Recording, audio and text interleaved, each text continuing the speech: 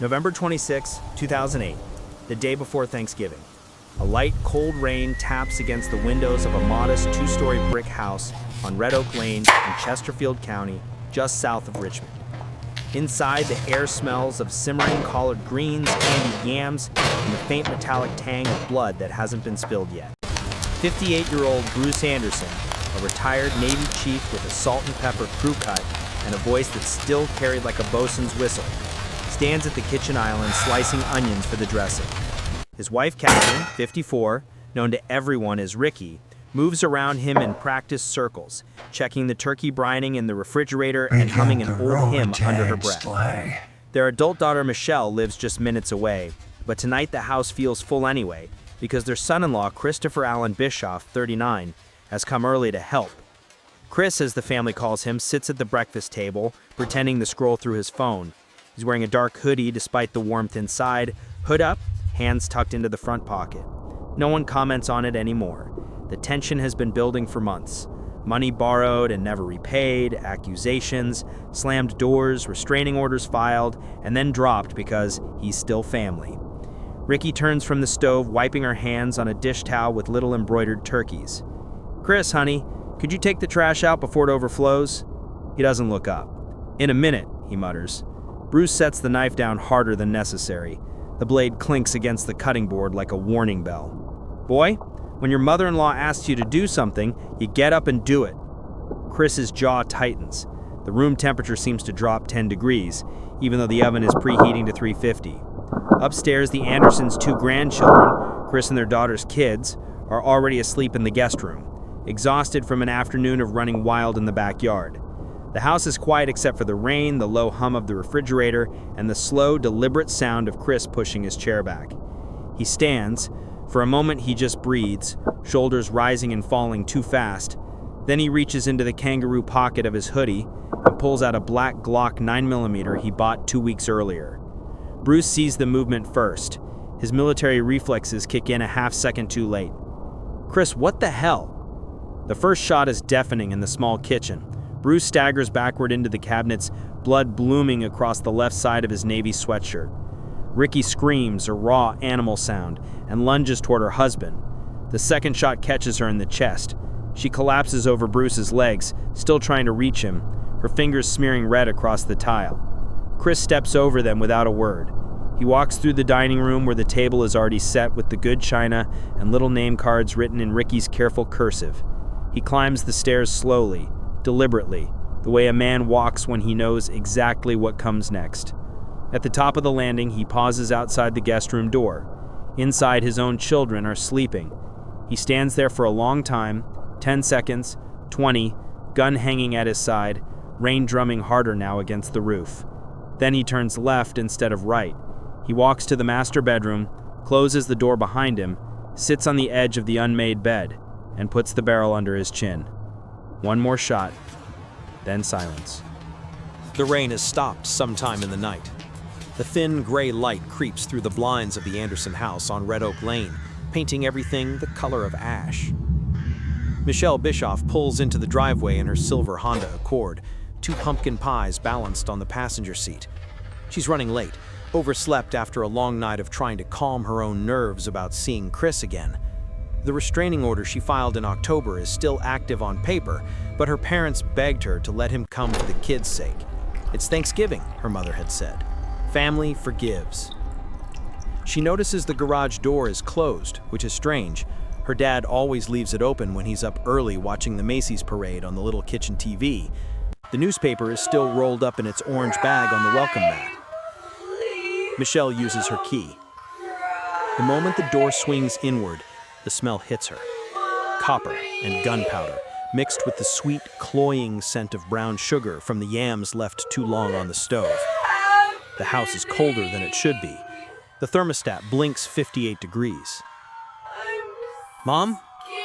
Dad?" Her voice cracks on the second syllable. She steps into the foyer. The dining room table gleams with its untouched place settings. 8 plates, 8 cloth napkins folded into little pilgrim hats, the crystal water glasses her mother only brought out for holidays. Everything perfect, except for the dark trail of footprints crossing the hardwood, leading toward the kitchen. Michelle follows them like she's walking through a nightmare she already half remembers. She finds her parents first. Bruce is slumped against the lower cabinets, legs splayed, eyes open and fixed on the ceiling, as if watching something ascend. Ricky is draped across his lap, one arm still stretched toward the phone on the wall, fingertips inches from the cradle. Blood has pooled and dried into a black mirror on the tile. The knife Bruce was using to chop onions lies a foot away, the blade flecked with red that has nothing to do with vegetables. Michelle screams. The sound ricochets through the house, up the stairs, into the bedrooms where her children, ages 7 and 4, are just starting to stir. She stumbles backward, knocking over a stool. Her cell phone is in her hand, but she can't remember dialing 911. She only remembers the dispatcher's calm voice asking questions she can't answer through the sobbing. Upstairs, the guest room door creaks open. Her daughter appears in unicorn pajamas, rubbing her eyes. "Mommy, why are you crying?" Michelle drops the phone and runs, scooping both children into her arms before they can take another step toward the hallway that leads to the master bedroom. She carries them outside, barefoot, into the cold grass, and holds them so tightly they start to cry too.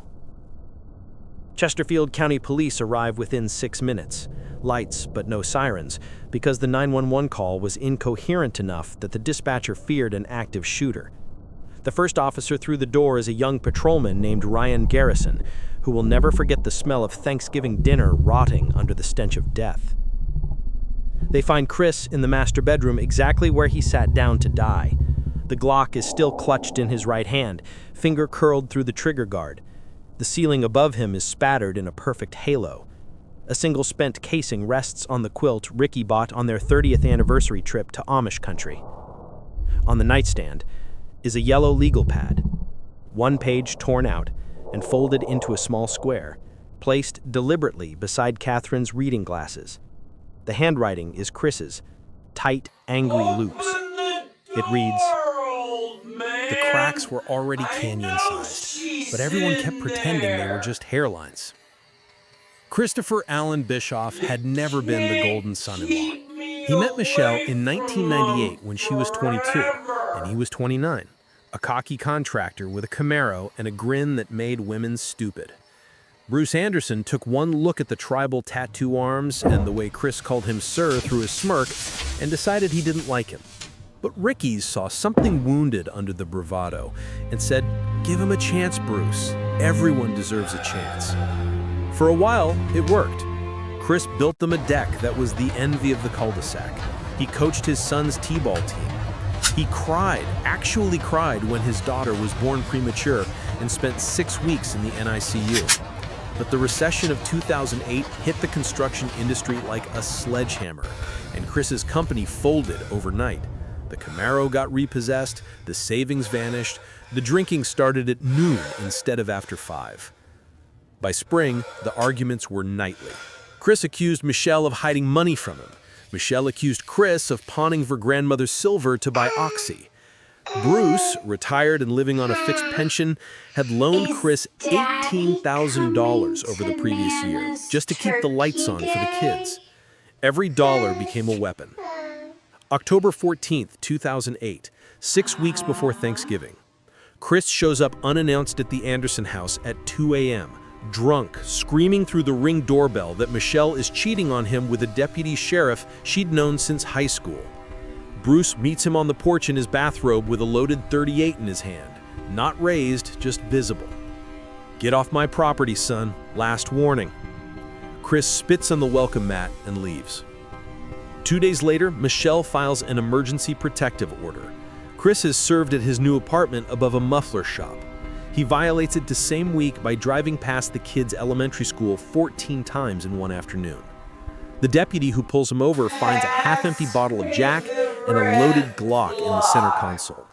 Chris spends one night in jail, posts bond, and the cycle starts again. November 10th, 16 days before the murders. Family meeting at the Andersons' kitchen table. Ricky makes coffee and sets out a plate of sugar-bought store cookies, like it's a normal Sunday. Chris sits with his arms crossed, hood up, even indoors, eyes red from crying or rage, no one can tell anymore. Michelle announces she's filing for divorce and full custody. Bruce slides the check across the table, $5,000, the last of their emergency fund. Take this, get yourself straight, and stay the hell away from my daughter and my grandchildren until you do. Chris stares at the check like it's an insult. You think this fixes anything, old man? You think you're better than me? He tears the check into confetti and lets the pieces flutter onto Ricky's hardwood floor. That night, he buys the Glock 19 from a private seller on armslist.com, cash. No background check required in Virginia for private sales. November 24th, 2 days before Thanksgiving. Michelle reluctantly agrees to let Chris come to her parents' house for Thanksgiving dinner for the children. Ricky begs her, "Your daddy and I will be right there. He won't try anything with us in the room." Michelle's stomach knots, but she hears her 4-year-old daughter on the phone asking, "Is Daddy coming to Nana's Turkey Day?" And she caves. She has no idea Chris has already rehearsed the sequence in his head 100 times. Kitchen first, then upstairs, then himself. He even times it with a stopwatch on his phone while sitting in the parking lot of a Wawa at 3 a.m., tears streaming down his face.